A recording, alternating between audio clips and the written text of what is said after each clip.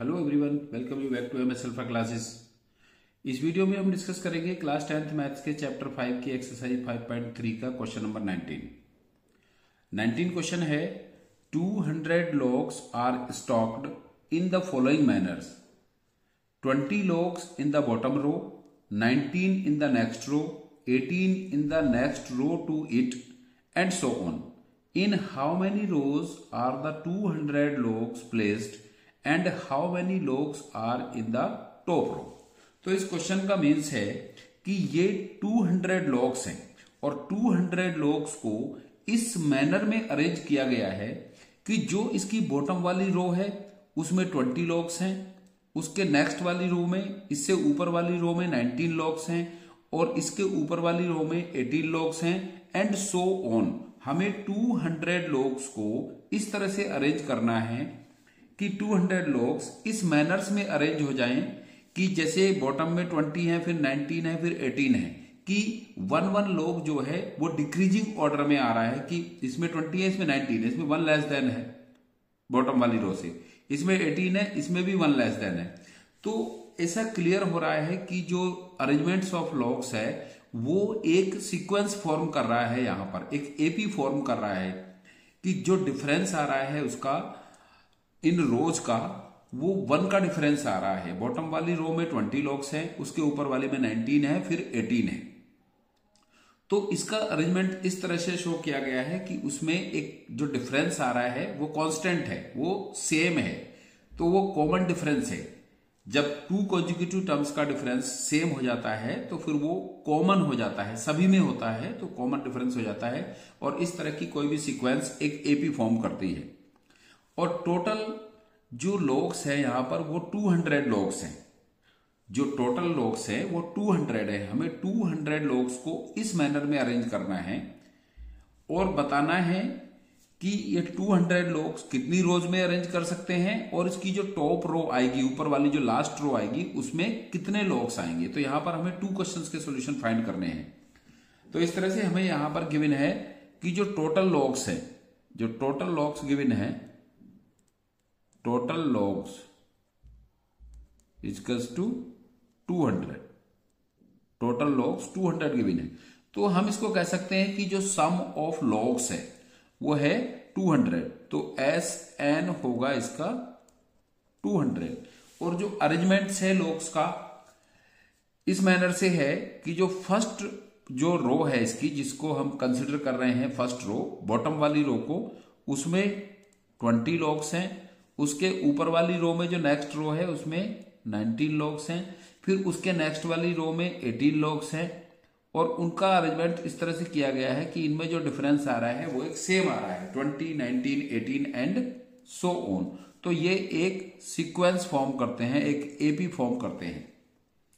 तो इस तरह से यहां से सम ऑफ एन टर्म्स, इसका सम ऑफ logs 200 आएगा और जो ए होगा इस एपी का, जो ए है, जो फर्स्ट टर्म है, जो बॉटम वाली रो है इसकी 20 है और जो डिफरेंस है जो A2 माइनस A1 होता है 19 माइनस 20, 19 माइनस 20, सेकेंड जो टर्म है इसका 19 है और फर्स्ट टर्म 20 है और थर्ड टर्म 18 है। तो इनका जो डिफरेंस आ रहा है 19 माइनस 20 माइनस 1, 18 माइनस 19 माइनस 1, तो वो सेम आ रहा है और जब सेम आ रहा है तो ये होगा इसका कॉमन डिफरेंस।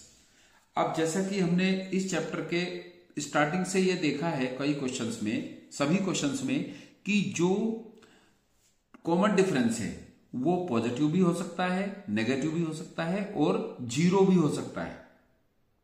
अगर टर्म एपी के डिक्रीजिंग ऑर्डर में है, डिक्रीजिंग ऑर्डर में है तो उसका जो डिफरेंस होगा वो नेगेटिव होगा, और इंक्रीजिंग ऑर्डर में है तो डिफरेंस पॉजिटिव होगा, और टर्म सेम है तो उनका डिफरेंस जीरो होगा।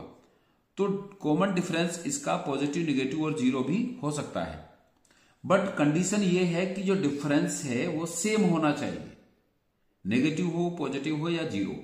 तो यहां पर क्लियर है कि ये 20, 19, 18 इस तरह से अरेंजमेंट है कि इनका डिफरेंस सेम आ रहा है, तो इसलिए ये एक एपी फॉर्म करते हैं। टर्म्स का अरेंजमेंट, logs का अरेंजमेंट इसमें एक एपी फॉर्म करता है। तो अब जो फैक्टर्स हमें यहां पर अवेलेबल है, जैसे कि सम ऑफ logs है 200, फर्स्ट टर्म है, कॉमन डिफरेंस है, तो यहां पर हम यूज करेंगे फॉर्मूला इसमें फाइंड करने के लिए नंबर ऑफ रोज और फर्स्ट रो में कितने लॉग्स है। एन फाइंड करने के लिए हमें यहां पर जो सम ऑफ एन टर्म्स का फॉर्मूला वो यूज करेंगे, S N equals to N by two A plus N minus 1 into D. Sum of logs है 200 equals to N by two into first term इसका जो बॉटम वाली रो है उसमें 20 logs हैं, तो 2 इंटू 20, ए की वैल्यू 20 है, प्लस एन माइनस 1 क्योंकि एन फाइंड करना है, और डी की वैल्यू जो कॉमन डिफरेंस है वो -1 है। कॉमन डिफरेंस इसका -1 है। तो अब ये n/2 इस पूरे ब्रैकेट के मल्टीप्लीकेशन में है, तो 2 को हम इधर ले जाएंगे 200 के मल्टीप्लाई में जाएगा क्योंकि इधर ये डिवाइड में है, तो ये उधर हो जाएगा 200 इंटू 2 400 इजकल्स टू n, और 2 इंटू 20 40 प्लस अब -1 की मल्टीप्लाई करेंगे n-1 में, तो n-1 में जब -1 की मल्टीप्लाई करेंगे तो -1 इंटू n माइनस n आएगा, और -1 इंटू -1 +1 हो जाएगा, तो +1 हम पहले लिख लेंगे, पहले बात लिख सकते हैं, कोई डिफरेंस नहीं है, हम पहले -n लिख ले फिर +1 लिख ले, उससे कोई डिफरेंस नहीं आएगा। तो -1 इंटू -1 +1 और -1 इंटू n -n। अब हम इसको और सॉल्व करेंगे, 40 + 1 सेम टर्म है, प्लस हो जाएंगे 400 इजकल्स टू n ब्रैकेट में 41 -n। अब हम n की मल्टीप्लाई करेंगे इसके अंदर ब्रैकेट के अंदर, क्योंकि यहां पर दोनों ही वेरिएबल टर्म्स हैं, यहां पर n है और इधर भी n है, तो 400 equals to n into 41 n और n इंटू -n -n²। अब हम 41 n और -n² को लेफ्ट हैंड साइड में ले आएंगे, सबको एक तरफ ले आएंगे, तो ये हो जाएगा n² प्लस में, और 41n इधर आने पर -41n हो जाएगा, और 400 प्लस में है तो प्लस में ही रहेगा, और फिर राइट हैंड साइड में बच जाएगा इधर 0।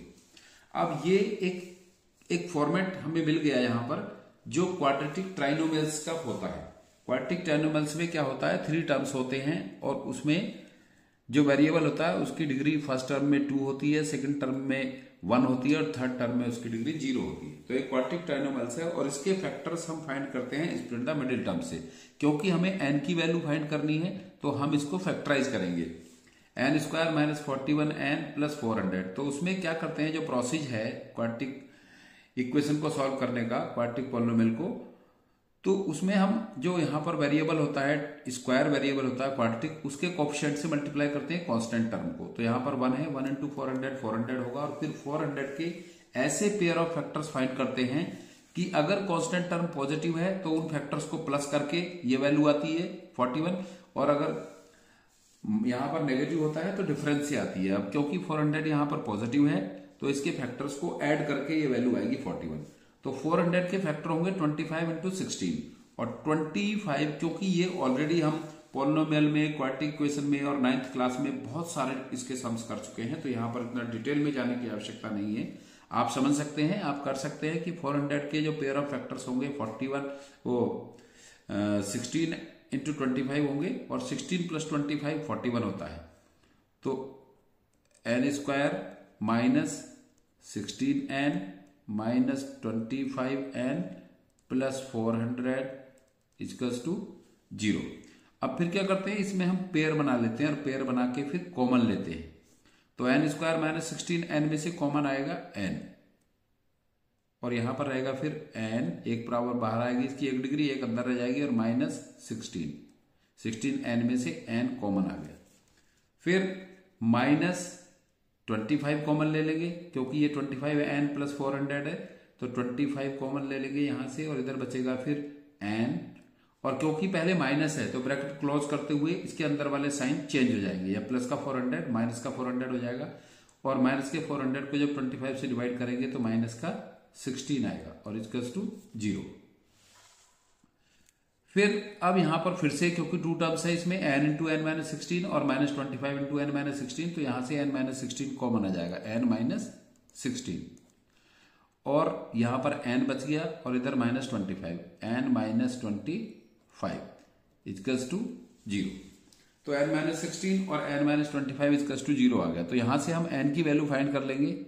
n-16 इजकल्स टू 0, तो यहां से होगा n इजकल्स टू 16। n की एक वैल्यू आ गई यहां पर 16 और दूसरी value n-25 equals to 0, so n equals to 25। अब अगर n इजकल्स टू हम 16 लेते हैं या 25 लेते हैं, तो अब दोनों वैल्यू से हम फाइंड करेंगे, इसको चेक करेंगे, क्योंकि n की वैल्यू आई है 25 और n की वैल्यू आई है 16। अब हम यहां पर तो n हमने फाइंड कर लिया है, ये हम डिसाइड करेंगे बाद में सॉल्यूशन से कि इसमें से कौन सी वैल्यू करेक्ट है और कौन सी करेक्ट नहीं है। अब हमें क्योंकि फाइंड करना है इसका, यहां पर n की दोनों वैल्यू से जो एग्जैक्ट n की वैल्यू क्या आएगी ये फाइंड करना है। तो यहां पर हम जनरल टर्म का यूज करेंगे, an equals to a plus n-1 into d।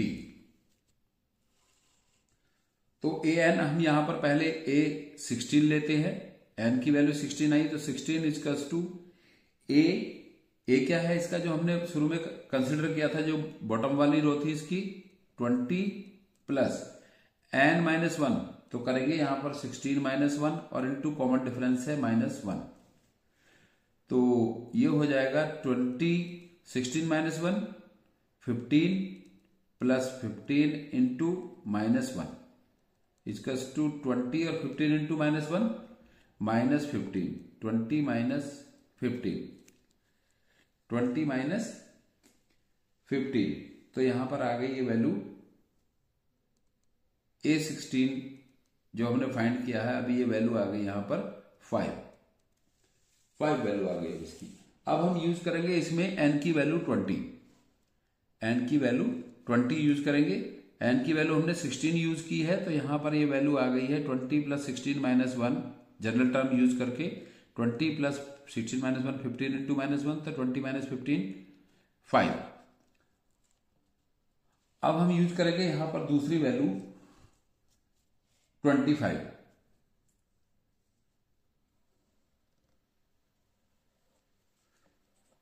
an equals to a plus n-1 into d।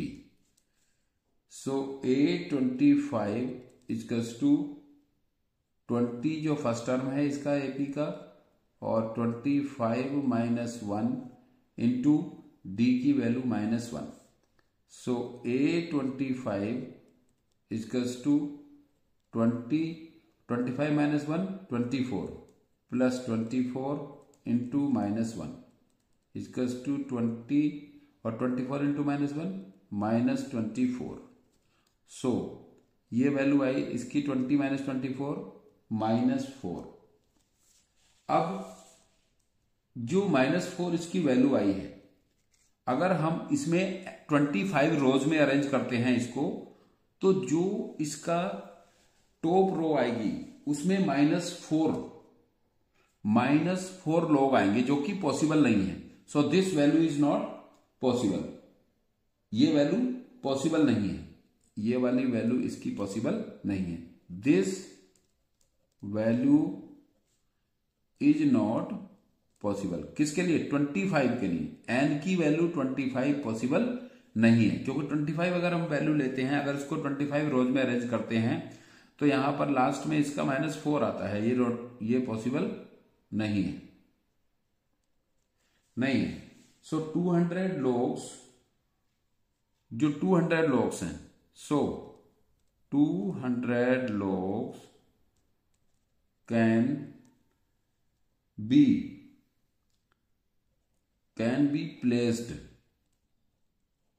in 16 rows, and number of log in the